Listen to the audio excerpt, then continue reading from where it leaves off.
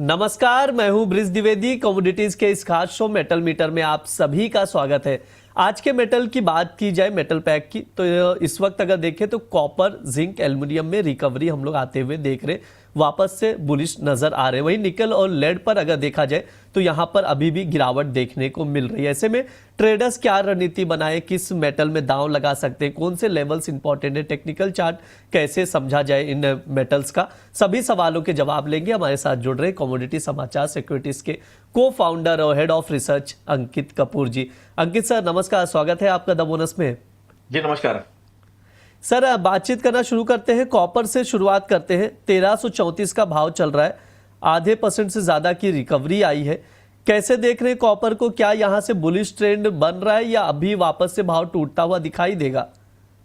देखिए, कॉपर की अगर बात करूं तो यहाँ पे थोड़ा सा डुअल मोड है। कॉमेक्स डिवीजन की अगर बात करूं तो वहां पे पॉजिटिव लग रहा है, लेकिन इंडियन मार्केट की बात करूं तो यहाँ पे रेजिस्टेंस काफी फेस कर रहा है, जिसकी वजह से हम देखें कि जो रुपया है उसके अंदर आज मजबूती देखने को मिली, जिसकी वजह से थोड़ा सा कॉपर के प्राइसेस पे उतना मोमेंटम नहीं है जितना हमको इंटरनेशनल मार्केट में देखने को मिल रहा है। अभी भी मुझे लग रहा है कि थोड़ा सा यहाँ पे सेंटिमेंट्स पॉजिटिव रह सकता है। तो कॉपर के अंदर इंट्राडे में अगर आपको 1325 के आसपास मिलता है तो 1310 का स्टॉप लॉस लगा के यहाँ पे बाइंग करी जा सकती है। ऊपर में 1340 1350 तक के टारगेट्स शॉर्ट टर्म में देखने को मिल सकते हैं। सर, कॉपर बहुत ज्यादा बड़ा मूव दे क्यों नहीं पा रहा है? इतना शांत माहौल में कैसे चला गया? क्योंकि एक टाइम पे कॉपर इतना भाग रहा था, 1400 के ऊपर हम लोग जाते हुए देखे, वो मामला एकदम शांत हो गया है। सर, कब चलेगा कॉपर? देखिए, जो वॉर वाली सिचुएशन हुई है उसके बाद से थोड़ा सा स्लगिशनेस हमको देखने को मिली है। अगर मैं चाइना के डेटा की बात करूं तो इंप्रूव डेफिनेटली होते हुए नजर आए, लेकिन जो सप्लाई कंसर्न है कहीं ना कहीं देखने को मिल रहा है। उसके बाद डिमांड भी थोड़ी सी स्लगिशनेस होती हुई नजर आई है, जिसकी वजह से अभी जो बेस मेटल्स हैं, सिर्फ एक हमको बात करें तो एक जिंक था, सॉरी एक एल्यूमिनियम था, जिसके अंदर एक शार्प अपसाइड मोमेंटम देखने को मिला था। बाकी कमोडिटीज धीरे धीरे मोमेंटम दे रही है, सप्लाई कंसर्न था। लेकिन अगर मैं एलएमई की बात करूं तो एलएमई में कॉपर जो है वो काफी एक सीमित दायरे में ट्रेड कर रहा है, क्योंकि जो इन्वेंट्री है वो लगातार अगर बात करें तो 3,91,000 से लेकर 4 लाख के बीच में ही, टन के आसपास ही बीच में वो ट्रेड कर रही है। तो जो सप्लाई कंसर्न और डिमांड कंसर्न है वो काफी मिला जुला यहाँ पे बना हुआ है। इस वजह से कॉपर प्राइसेस के अंदर एक कोई बहुत बड़ा मोमेंटम चंक देखने को नहीं मिल रहा है। लेकिन एक चीज और है, यहाँ पे इंडस्ट्रियल डिमांड आने वाले टाइम में आपको निकलती हुई नजर आएगी, इसलिए मैं कॉपर के अंदर कोई बहुत बड़ी गिरावट की एक्सपेक्टेशन हाल फिलहाल में नहीं रख रहा हूं। ठीक है, बहुत बड़ी गिरावट नहीं आएगी, गिरावट की संभावना कम ही है, ये सर की राय है कॉपर को लेकर। अब जिंक पर बात कर लेते हैं, 365 का भाव चल रहा है। सर, जिंक को भी बुलिश है, जिंक को लेकर क्या डिप में बाय करना चाहिए? देखिए, जिंक के अंदर जब तक ये 377 का लेवल नहीं तोड़ेगा तब तक मैं इसके अंदर खरीदारी करके नहीं चलूंगा। मुझे लगता है कि वापस से कल हमने देखा था 357 के आसपास तक लो बनाया था, वापस से उछाल दिया है, तो डेड कैट बाउंस काफी अच्छा दिया है। तो 369 के लेवल के अगर आसपास मिलता है तो बिकवाली करेंगे पोजिशनल बेसिस पे। 377 का स्टॉप लॉस रहेगा, नीचे में 350 तक के टारगेट्स वापस से देखने को मिल सकते हैं। जब ये 355 के आसपास वापस आएगा उसके बाद हम एक्सपेक्ट करेंगे वहां से डेड कैट बाउंस अच्छा खासा देखने को मिलेगा। ठीक है, ये सर की तरफ से ट्रेडिंग कॉल दिया जा रहा है। जिंक में सेल ऑन राइज की स्ट्रैटेजी बना सकते हैं, स्टॉप लॉस जरूर लगाएं, ये लेवल से स्क्रीन पर नोट डाउन करके चल सकते हैं।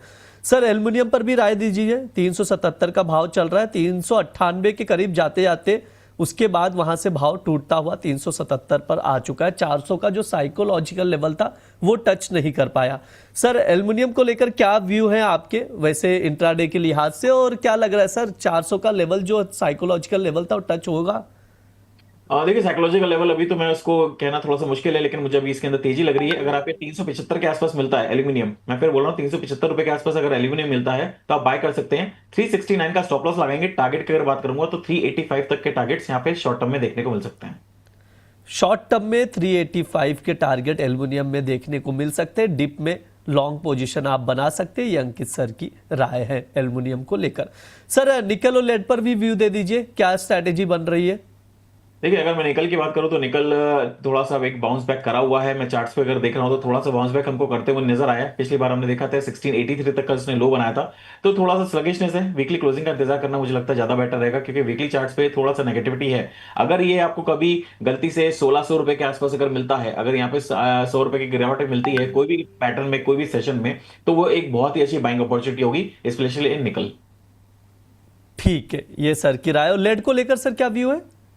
देखिए, लेट थोड़ा सा स्लगिश हुआ है, ट्रेंड इसका मैं अभी भी पॉजिटिव है। मैं बस इसका रिवर्सल का वेट कर रहा हूं। एक करेक्शन लिया, 208 का लेवल इसने क्रॉस नहीं कर पाया।